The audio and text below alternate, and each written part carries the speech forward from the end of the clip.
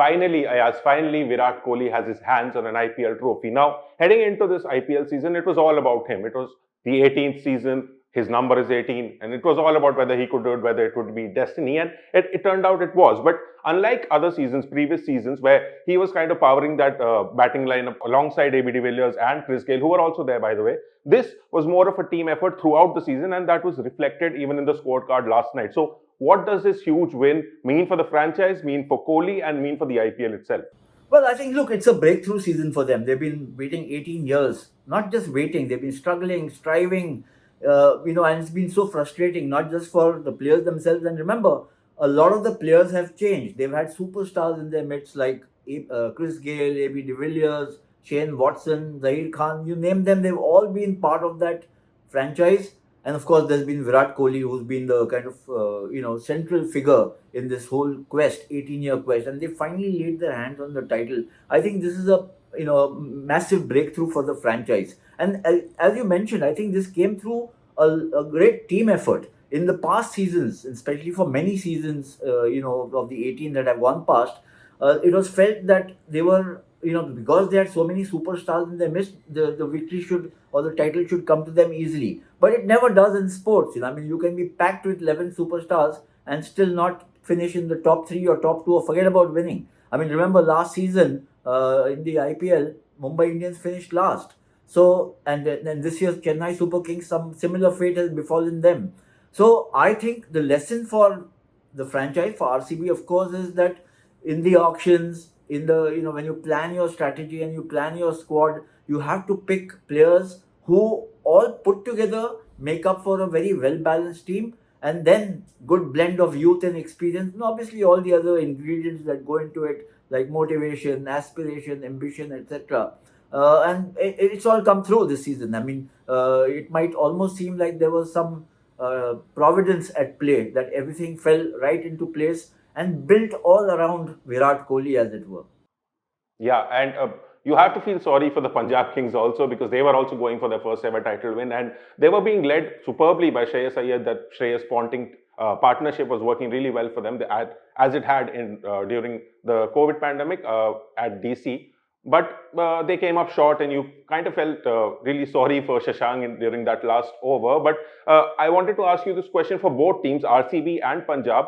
Do you think now they have a blueprint, a template as to how to go forward, or do you think this is an aberration? No, I don't think it's an aberration. I think both, not just the two franchises who have the blueprint, but I think this is something which has sent signals to all the other teams in the tournament. For instance, LSG, who are packed with powerful strikers, great hitters, etc., but they've not made much headway.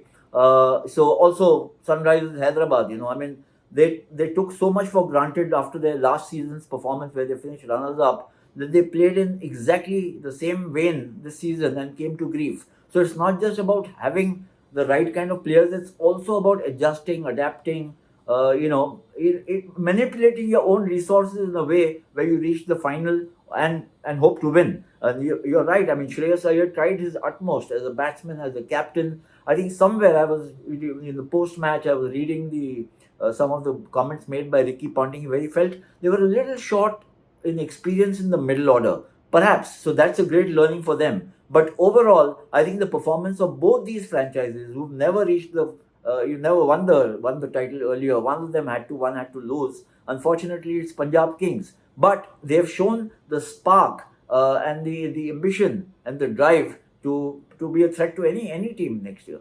Yeah, and let's also move on to the star of the IPL. Of course, it's Virat Kohli. Everyone's talking about it. Great for him. But actually, the breakout star of this tournament was Sai Sudarshan. And I think I saw him 5 or 6 times going up on stage last night. And I was thinking to myself, why aren't you in England already? But besides the point, he had a great IPL, and he's quite set himself up for quite a long career now, right?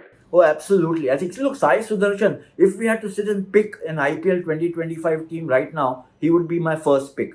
And the second pick would be, Krunal Pandya. He's had a terrific season for RCB. He was, player of the match in the final. He's come good when it mattered most. And, he's been in many ways the understated of the two Pandya brothers, because Hardik Pandya is, obviously a, more gifted all-rounder in that sense. But Krunal Pandya has shown a lot of character.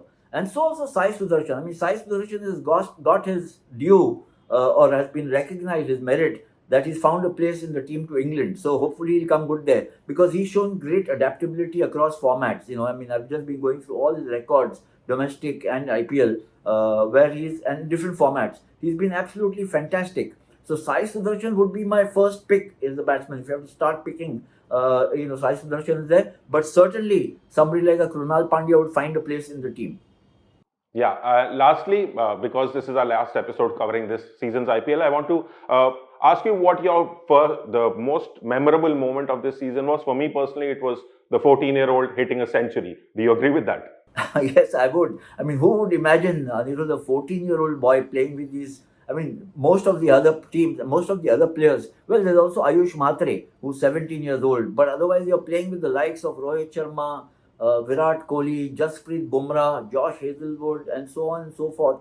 International mega stars, and you hold your nerve. You show no signs of nerve, and you show so much skill and potential and talent that it must rate as perhaps the most astounding, debut that one has seen in the IPL over the history over 18 years. And well, the future holds out very rich promise for the youngster, for the 14-year-old youngster. But it always comes accompanied with a warning or a caveat that the first season is not necessarily the true reckoning. So the young man has to go out and prove himself the next season and the seasons to follow. Remember, he's only 14. There's been a clamor to kind of, and the IPL is such a great launch pad that suddenly one player who does well is seen as a superstar in the global scenario. Now, certainly now everybody knows of this young man, but he has to go out and prove himself in the next season or two, I think.